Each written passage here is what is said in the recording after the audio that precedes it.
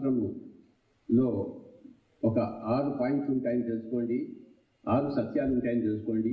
నేనేది చెప్తానో దయచేసి అందరూ గట్టిగా చెప్తే బాగుంటుంది. మొట్టమొదటి సత్యము ఆత్మ సత్యము,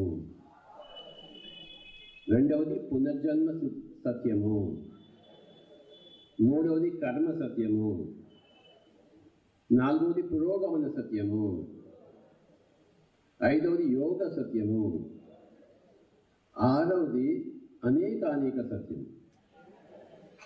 కనుక ఈ 6 గురించి కొద్దిగా తెలుసుకుందాము. ఫస్ట్ది ఆత్మ సత్యం. అంటే I'm not the body, I'm pure consciousness.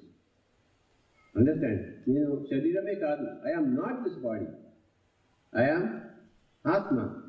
కనుక శరీరంలో ఉన్నాను, విజయనగరంలో ఉన్నాను, కానీ నేను విజయనగరం కాదు సుమా. I'm not Vizianagaram, I'm not this body.